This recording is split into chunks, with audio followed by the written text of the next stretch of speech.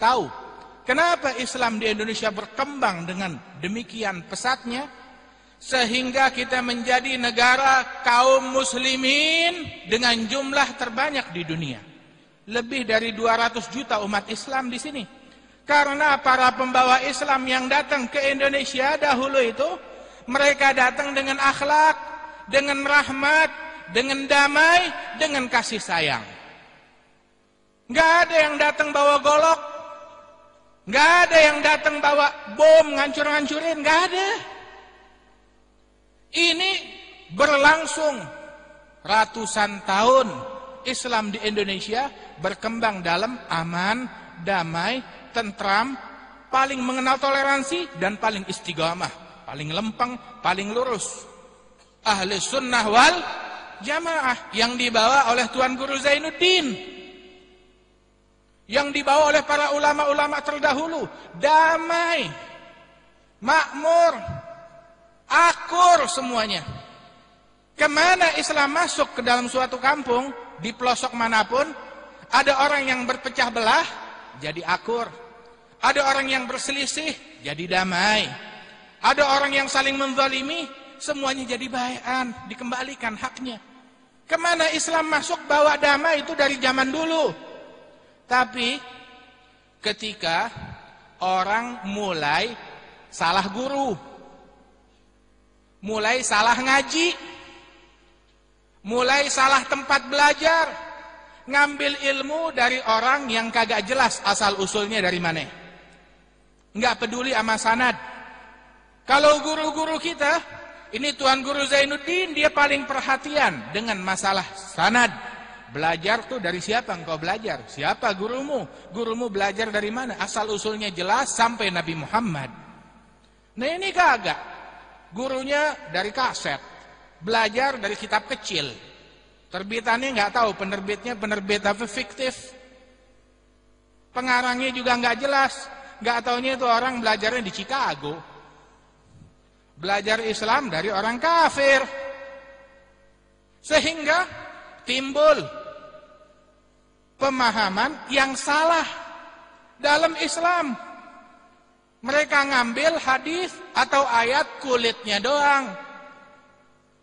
Padahal Al-Quran datang bukan hanya tulisannya aja yang datang, akan tetapi turun itu Al-Quran berikut pemahamannya, penjelasannya dibawa oleh Nabi Muhammad sallallahu alaihi wasallam. Nah ini yang namanya sanad, silsilah, asal usulnya dari mana. Nah karena orang belajar ya, sembarangan, pemahamannya tentang Islam asal-asalan, ketika hal semacam ini mulai banyak terjadi, penyimpangan mulai banyak menyebar di mana-mana. Orang salah kaprah tentang Islam. Ayo sebarin bom di mana aja dengan atas nama jihad, dengan atas nama Islam, masuk surga. Astagfirullahaladzim, enggak sembarangan begitu.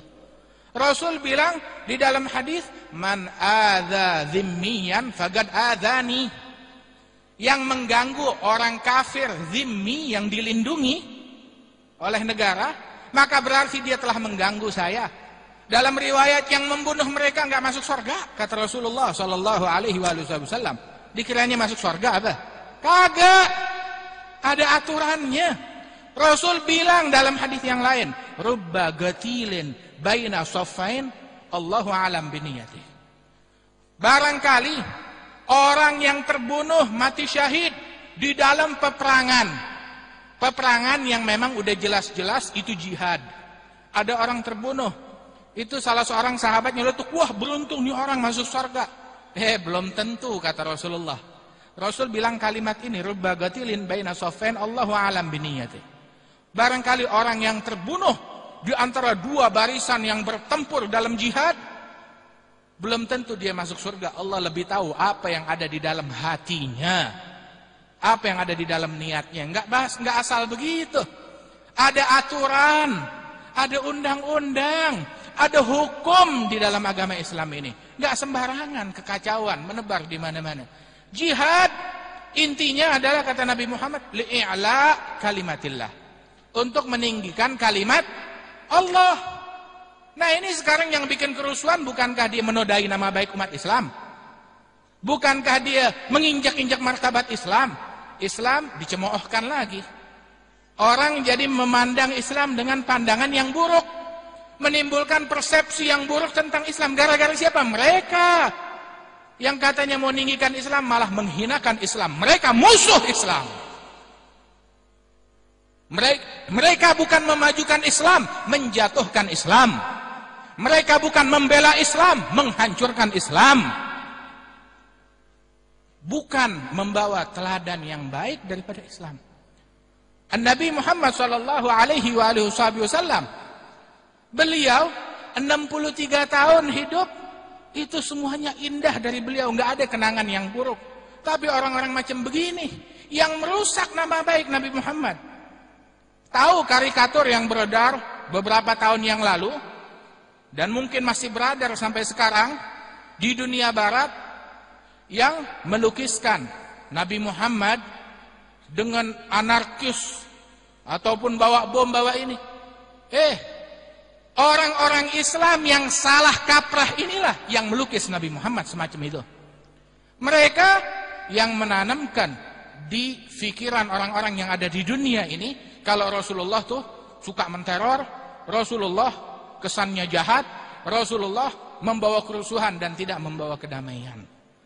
Nah itu kan namanya menjatuhkan Islam. Tetapi Muslim yang sejati tahu, kita nggak usah bingung harus kemana. Ikutin guru-guru kita, ulama kita. Ikutin Tuan Guru Zainuddin. Ikutin para ulama-ulama terdahulu. Jalan mereka ratusan tahun di Indonesia nggak pernah bikin rusuh. Baru ketika masuk aliran yang macem-macem, aliran yang menyimpang, yang gampang ngafirin orang, yang gampang ayo korbanin semua orang demi maksud ambisi tujuan kita. Nah timbul aliran macam begitu. Itu juga baru beberapa belas tahun terakhir aja. Baru 10-12 tahun terakhir. Sebelumnya nggak pernah ada hal macam begini. Kenapa? Sebab orang udah kurang peduli. Belajar dari mana? Ngaji kemana? Nyari ustadz yang benar, dia nggak peduli. Yang dia pikirkan cari kerjaan yang bagus. Tapi cari pendidikan yang bagus, itu tidak dia pedulikan. Ibn Sirin bilang, inna hadzal ilma dinun falyanzur ahadukum amman ya'khudh dinah. Ilmu agama Islam ini adalah agama. Lihat-lihat dia ngambil ilmu ini dari mana, ngambil agama ini dari mana. Laula sanad lagala man sya' bima sya'. Kalau bukan karena sanad, nah orang bakalan ngomong seenak perutnya, semaunya dia.